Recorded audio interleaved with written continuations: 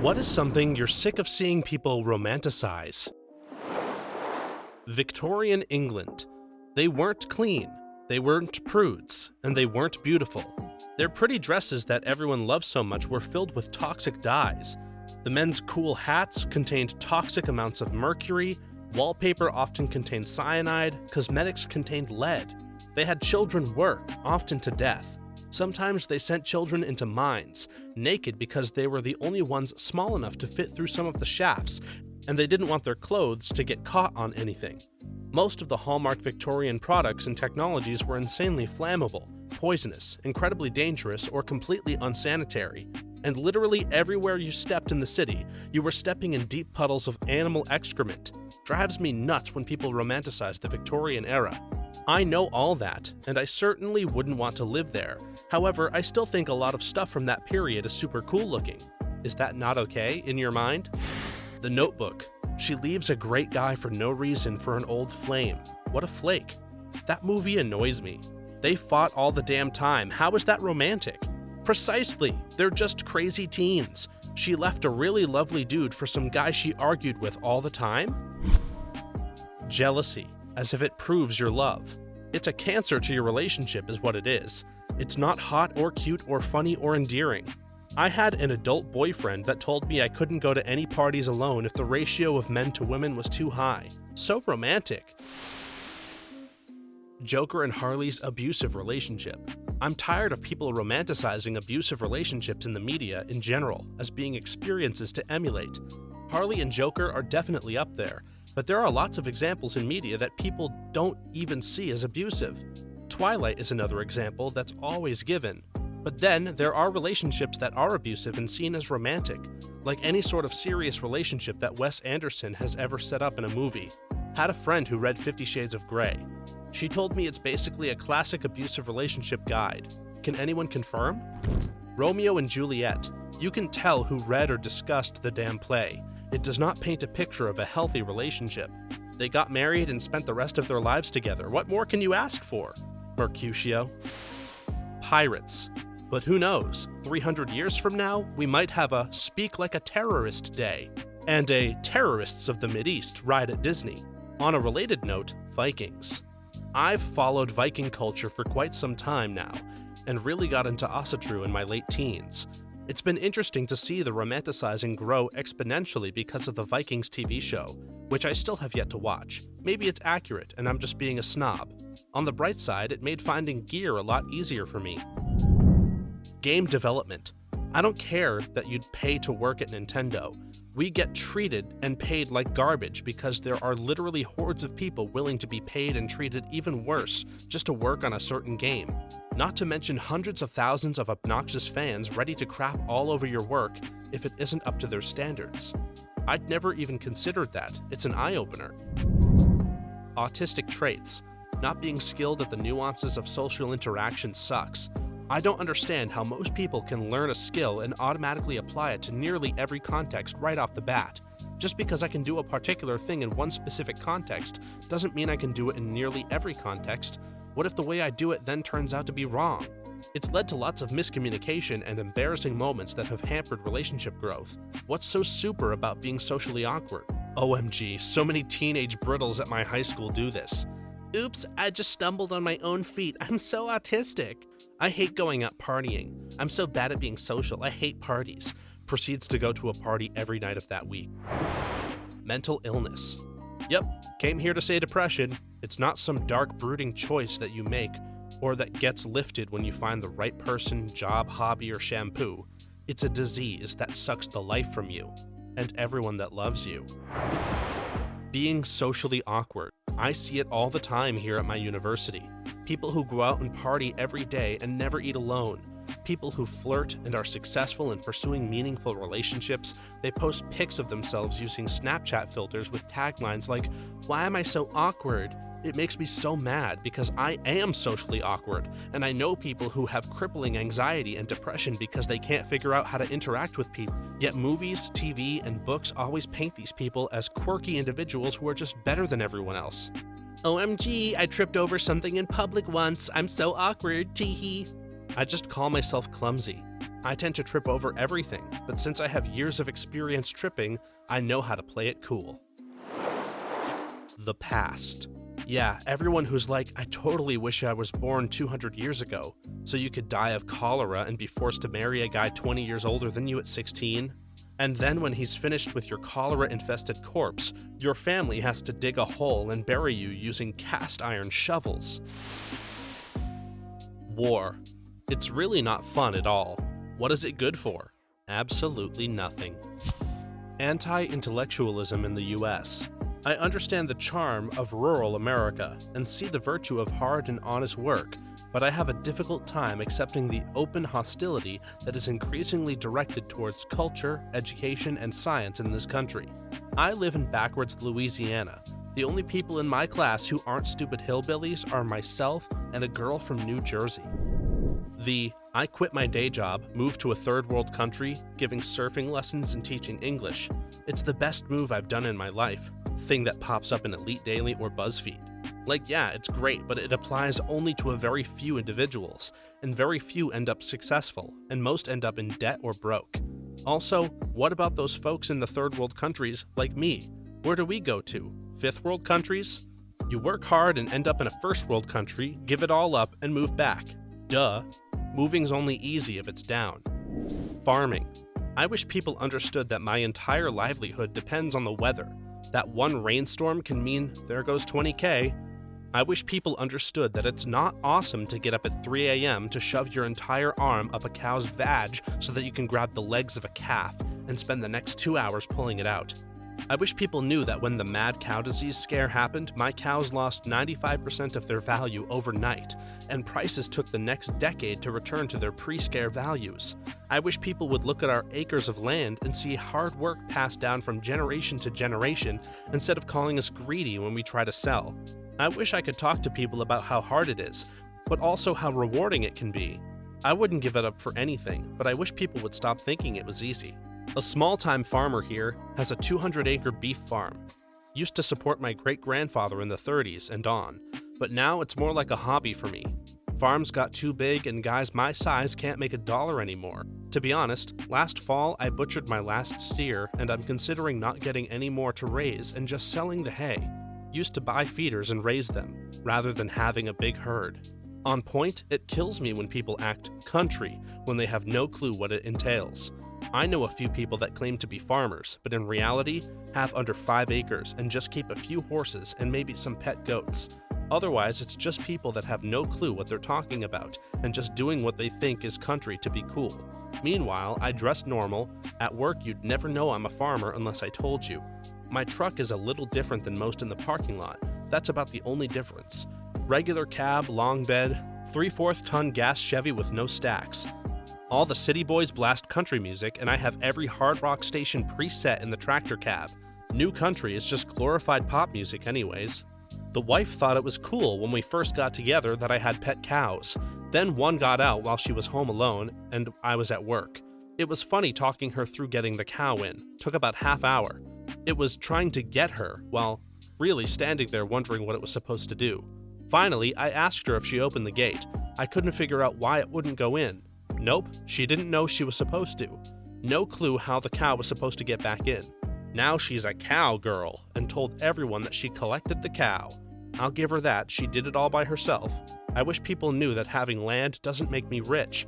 I'm as broke as the next guy, except my property taxes are higher and my repair bills are bigger. I've heard people before say you have a farm, you have plenty of money. Wish I knew where it was. I swear to God, if I hear shake that booty, jump into my lifted up pickup, or painted on jeans, one more frickin' time, I'm done with it all. Not caring about your own personal behavior and how it affects others as means of showing independence or strength. A certain Marilyn Monroe quote that she very likely never even said about handling someone at their worst comes to mind. There is some value in not giving a damn, but it's context dependent, and there are a lot of circumstances in your life in which being accountable or giving a damn about how you affect others is kind of important. That quote is almost always repeated by people who are utter assholes at all times. You have no best. Being an asshole specialist in anything. I'd much rather everyone want to be kind and enthusiastic than look up to a stoic douche. I'm so tired of the smart asshole character.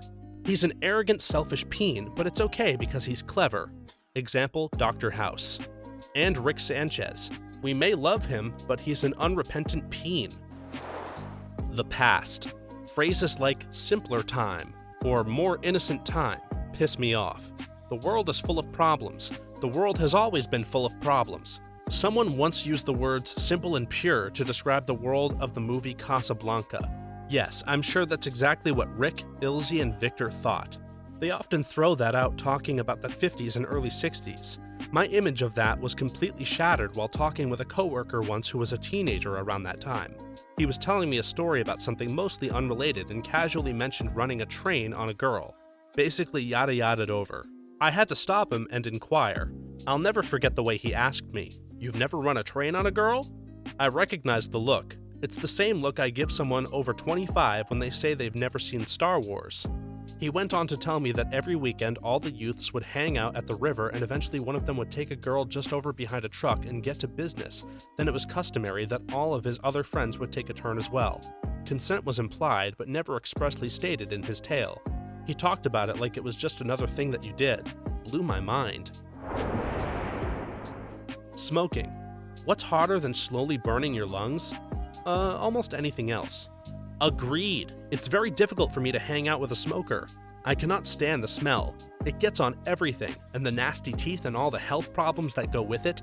Ugh, my teeth are already horribly sensitive and cavity prone from a long soda drinking habit I finally kicked. No thanks. Live with 2 smokers. Went on a trip last year and was gone for a week. Nobody around me smoked. I could smell it on my clean clothes because my luggage absorbed the smell. It was like a slap to the face when I walked in through the front door. I went on a cleaning frenzy and have been burning candles almost non-stop since. Stalking. It's not cute. Who romanticizes stalking? I came here to say this too. Too many TV shows and movies portray seriously disturbing, hostile behavior as cute proof that a guy just really likes her. No, dude, she said no like 8 times. Do not get on a plane to Paris and follow her around for a week. That's insane. So many guys think that if they're persistent enough, you'll come around because that's what they've been taught. Paris. The streets are dirtier and the people uglier than you would expect. Everything is ridiculously overpriced, and it's an annoyingly hard city to get around. Same goes for a lot of cities, but Paris and New York stand out as the 2 worst. If you're planning a vacation, check out Prague instead. Paris also has huge problems with racial tensions, segregation, Islamic extremism, and general social deprivation. It's honestly a dump, and there's not that much for tourists to see. London is a better tourist city by a long way. Respectful discourse. I'm an American for context. I had great experiences in both London and Paris. I found that Londoners are a lot like New Yorkers. They are excited to tell you all about their city. They want you to see the best of it, but like New Yorkers, I found I preferred them in small groups. Parisians had a charm that isn't unlike some of the southern states. I wonder sometimes if the epicenter of southern hospitality is New Orleans, and if so, that tradition may have roots in Paris. Many Parisians stopped and asked if my folks and I needed help finding anything when they saw our map. Restaurant managers and owners would sit at our table and find out what we like to eat before making a suggestion. While the best Londoners were excited to share their city with us, the best Parisians seemed interested in how we were doing. It's a subtle but important difference. I also found that I had to face more choices in Paris. In London, I felt like I got my fill of important sights. I left Paris needing to go back again. I left London feeling like I'd seen it, and now I want to see more of England. I enjoyed both cities, but if you funded me and gave me 3 days, it's Paris all the way. Having kids. We wouldn't have teenage and young adult women getting pregnant without regard to the stability of their relationships or lives if being a mom wasn't so romanticized. People treat a woman becoming a mother as such a validation of them as a person when it's nothing a stray dog in an alley can't do. We've largely gotten beyond the idea that getting a woman pregnant makes you a man. It's time we stopped seeing childbearing as proof as someone is a woman. With that, the fricked up sect of feminism that romanticizes being a single mother. Having 2 parents in a healthy relationship will always be better for the children than a single one. OMG, she was sick and he stayed right by her side. I was very disappointed when I woke up from my spinal cord surgery with the left half of my body from my shoulder down, numb as hell, to find my husband was cheating with my own sister. I've been regaining sensation and function, and I've learned to walk again, and I can take care of myself, but I really wish them both the absolute worst. I haven't spoken to either of them since I found out. That blows chunks. What absolute frickers. May they both take turns on Satan's barbed cock. They'd probably enjoy it. I just stay in my little bubble with the rest of my family, who all have cut them off as well, and take life one day at a time. I've crawled my way out of hell inch by inch with a smile on my face, and neither of them will ever be anywhere near my frickin' level. I've already won. In TV shows, stalking people even if they reject you until they love you. Codependent relationships. Oh god, this right here. My ex-BFF is in a romantic one right now, and it's been horrifying to witness. They don't do anything without the other. Said I love yous within a month of meeting. He fell in love the same day. Moved in together 3 weeks after meeting, dropped all of his friends and all of his hobbies. I admit I'm bitter because he dropped me as well, but holy crap, I had no idea how someone could change that much overnight. It's just not healthy. Our culture makes it seem like it's a good thing. It isn't. One day they'll hopefully realize it. I was in a codependent relationship with a bipolar girl once. It was a nightmare to end it. Fighting for your freedom. Quit playing. You fought maybe for the guys to your left and right. You fought maybe for the freedom of some Iraqis. You fought maybe for free college. There are very few people currently living who can argue that they fought for the freedom of other Americans. I'm a veteran. I am sick of hearing it used as an end-all to every argument. Here come the downvotes. Seriously, as a veteran has surpassed as a parent as my new hatred intro to an opinion. My buddy guarded a gate in the US for 4 years in his hometown and got a free college education, plus a cushy government job off of veteran points. Yet he still manages to have PTSD when wasted. Apocalypse or dystopia scenarios. It wouldn't be fun or freeing to kill zombies or rebel against a corrupt government or fight demons. It would be horrific, scarring, and end in death of you and everyone you love. The first thing about those scenarios that scares me is hunger. When was the last time you remember being hungry and unable to fix it? If it gets bad enough, in a lot of places you can go somewhere to ask or beg for food, or just find some if your standards are low enough. But in one of those dark futures, your life is less a montage of rebelling and fighting, and more of blank spaces between finding food so you don't die of hunger or get killed because you were too weak to fight back. Europe. People think it's this magical place with white, blue-eyed people living in castles, perfect socialism, lots of drink and magic and crap. Do you know what they call a quarter pounder there? Nationalism. It's one of the biggest system flaws in the entire human brain. Creates in-group, out-group, us versus them tribal warfare kinds of mentalities. And yet some people think that if you don't feel strongly nationalistic, then you are less deserving of rights and citizenship. Which is, of course, a nationalistic view in itself. Screw nationalism. I agree. I think that there is nothing wrong with liking your homeland and feeling united with your people, but sometimes people take it too far. They use it as a justification for war, or they start to think of themselves as superior. Different countries and cultures are beautiful things, but at the end of the day, it's just a piece of land on the earth that you happen to be born on. All of us are human, and in my opinion, it's sad that some people feel so divided by nationality. Old houses. Mine was built in 1919 and it's been so cold this weekend because of our original windows. Houses don't have character. Just get some wide baseboards for a new house where you don't have to worry about cast iron pipe and knobs and tubes. Agreed.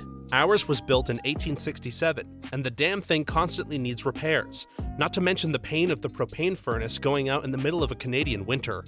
My advice, invest in new windows. We saved a considerable amount on heating after replacing our century-old plus windows, and we also haven't nearly frozen to death since. Bacon. Bacon this, bacon that. It isn't nearly as tasty as people say it is, and I love eating bacon from time to time. Even the word itself is starting to make me cringe. Poverty. People from comfortable situations dream about living the simple, carefree life in a hovel with no water or electricity. If you've been or grown up in a third world country, you know that crap is not funny at all. Being poor sucks. Once I was going through a really rough time financially. I was in government assistance working and going to food banks because ends just weren't meeting due to some medical issues. I was in college non-traditionally, but only by the strictest definition. I was in my early 20s, but I was dual majoring, and in a part of my second degree study, that meant I'd been in college for about 6 years. In tense programs, I decided to do the dual thing more linear, and I was in class with 17 to 18-year-olds again. It was a lib arts program too, so super quirky art kids, TM, and I had this kid, like 18-year-old guy that had been super cool thus far, invite me over to work on a project. I get to the address he gave me. It's a nice-ass gated community. I get up into this 2-bed furnished apartment with a loft just for him, paid for by his parents, he tells me, and I'm, meanwhile, living across town in a studio that has plumbing problems and rats in the parking lot. I told him how beautiful the place was, and he went on this vent, showing me all these little super minor cosmetic issues with the finishing of the apartment, like a gap in the corner of the crown mounding, and talking about how all this new construction always has problems. Before we were done doing what we needed to do, he then told me about his 5-year plan to backpack through Laos and Thailand and Vietnam, and to spend time with the Buddhist monks and get in tune with the universe. I went home and ate generic food bank macaroni and cheese out of a box. Happiness. So many people seem to view happiness as some far-off, impossible goal, and they don't see what they have in front of them. Life will never be perfect, but you can always keep pushing in the right direction and keep people around who love and support you. As long as you're doing that, why not just be happy with the way things are in the meantime? Mental illness. This crap sucks. It isn't quirky or cute. While not a mainstream thing, I really never got the fascination with serial killers or school shooters. There is nothing overly interesting about people with such poor coping skills that they feel the need to harm other people for no real reason. Most of the time, they're just big babies or people so desperate for attention they had to do that to be remembered. The worst was all that crap post-Columbine. It wasn't their fault, it was society's. A fairly decent portion of the population acted like they were martyrs for the bullied instead of sociopathic losers with bad haircuts.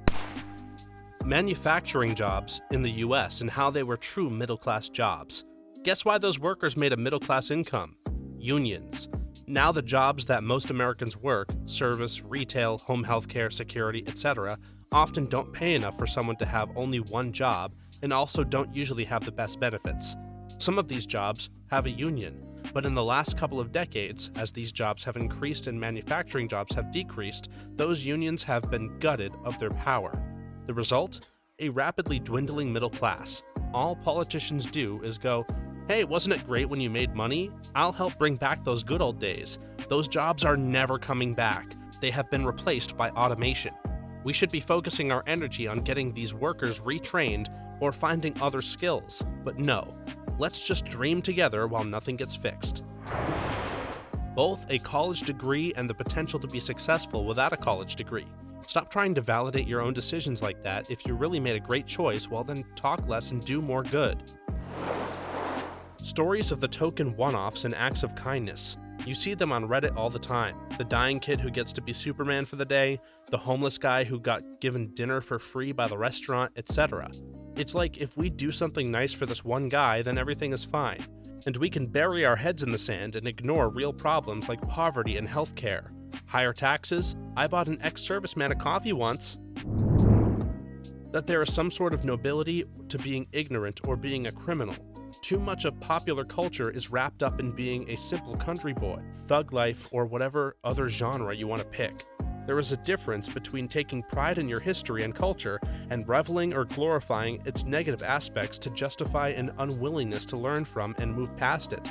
You didn't make it past high school? Had a crap life? Who cares? Why don't you take pride in doing better and moving forward? I'm surprised I haven't seen this comment yet, but being a crazy girlfriend or boyfriend. It's not cute, it's controlling and possessive behavior, and that is not a sign of a healthy relationship. Touring. I remember watching a documentary about thrash metal in the style of Slayer and Metallica, and hearing the really sad stories about life on the road. Some of those band members had to get a job for 2 weeks, then quit that job and work for someone else for 2 weeks to align with tour dates. Stories of bands having to live in their cars for the duration of almost a year-long tour. When they got back, many of their relationships had been broken, and sometimes terrible accidents, EX Cliff Burton's death, happened on the road. From what I saw in that documentary, touring is pure hell. Totally ended this vision of touring in big tour buses in 5-star hotels and crap. Snape and his secret love for Lily Potter. He severs their relationship by calling her a mudblood during their years at Hogwarts, and when she dies, he mistreats her son for 7 years and blames him for her death. He basically immortalized his childhood crush by protecting and abusing her son. He did heroic things, but he's no romantic, and his and Lily's love story is a cruel joke whose flaws always seem to be overlooked. Exactly! Seriously, dude took his frustration over past mistakes he made out on innocent children. Sweden. It's nice and all with getting taxes worth, but it's cold as heck most of the time, and so are most people. Some people on Reddit seem to think it's some form of glory hole of happiness, with squirting perfect blondes, aurora rainbows, and all-you-can-eat M&Ms. I've lived here my entire life, and it's pretty freaking amazing. I really can't complain. It's not perfect, but it's a damn good country.